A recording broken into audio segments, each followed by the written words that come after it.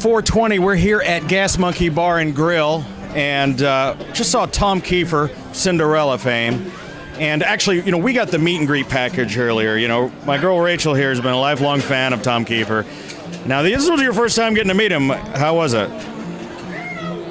I'm speechless. Yeah, he was so amazing. He's so nice. Yeah, you're standing in a puddle. She's pretty excited. He does this thing where he puts his hand on his hip like this when he sings. My things change. And she gets all excited when he does that. I don't think he's changed it. His voice really hasn't dropped a bit. With several vocal surgeries, he hasn't lost it. I mean, these guys popped on the scene like 85, 86, right? I was a little kid. We were little kids. We were like 10 or 11. Yeah.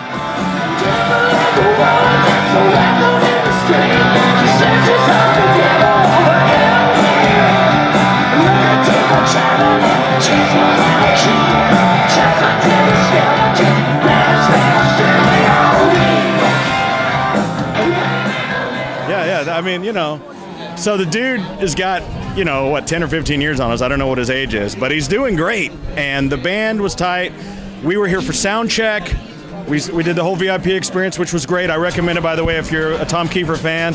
Super gracious, nice guy. Signed anything that we had to sign, took pictures, spent time with everybody, hung out. I think they charge $150 or something.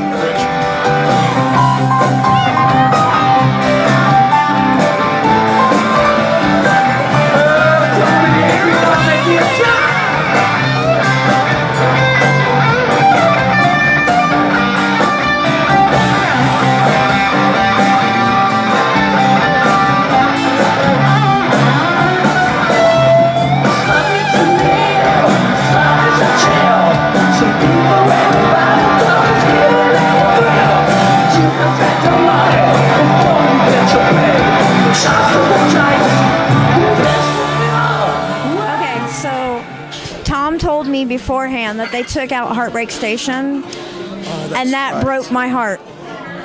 But the ballads that they did were fucking amazing. Well, he said he replaced it with Long Cold Winter. Yeah, and it was... Yeah, he replaced it with Long Cold Winter, which is, when you have a career as long as these guys with that many hits, it's hard to pick and choose. Like, I'm going to see Judas Priest next Saturday, and they've got hundreds of songs in their catalog, and you're always disappointed because they don't do the song that you want them to do. But when you had to fit that many songs into a set list, I mean, the dude could...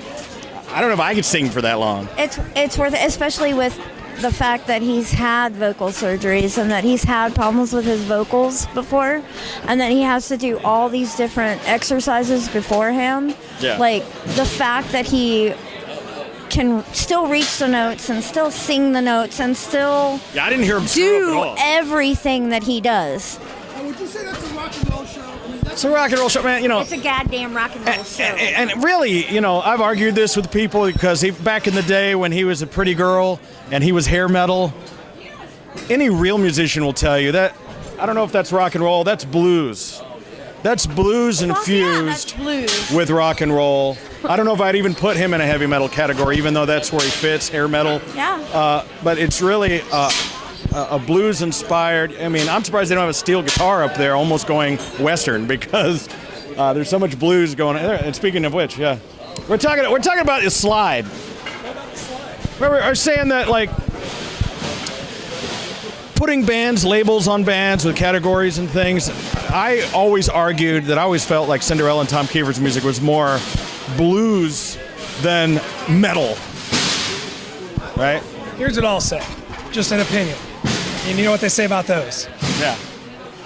I'm a fan as much as anything. Yeah. Right? As much as anybody out here, I'm a fan. Yeah. So I'm totally pumped to be in a band with the guy. I love it. He's awesome. Yeah. That being said, I truly feel like growing up in that day and age, Exactly. Yeah. there was a very small handful of bands that if you took their albums and stripped away the production of that time period and the image and put it out either in the 70s or in the 90s with that current period's or that period's production and image, it would have been just as successful. Night Songs is one of those records. We brought a magazine. Probably Long Cold Winter. No, we brought a hit parader from 80 something. No, 91. And it had all these hair metal bands in it that I've never heard of or you'll never hear from again. Well, why does Tom persist with the fan? Because he's playing real music.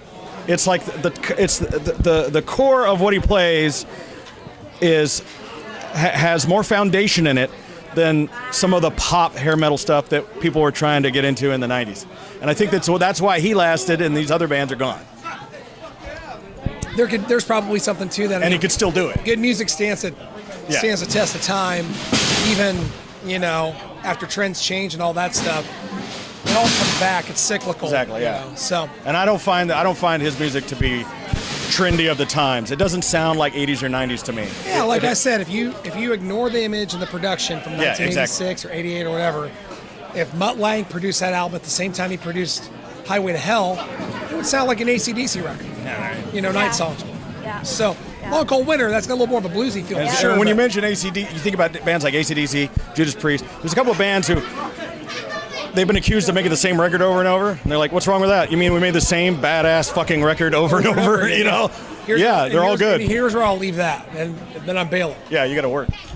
AC/DC, Flick of the Switch, arguably their 10th best record, maybe 10th best album, still better than 95% of the shit coming out today. Yeah. Maybe 98. Yep. I stopped buying records in '95, so yeah. Good job tonight, man. You kicked fucking ass. Good to meet you guys. Thanks, man. Yeah, well, there you go, from the horse's mouth.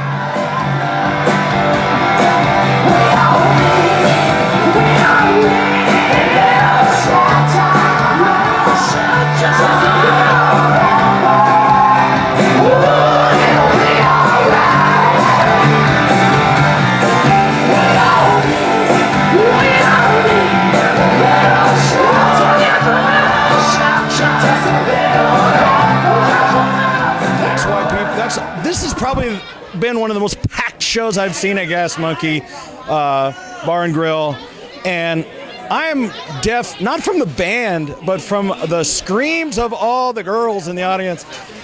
I mean,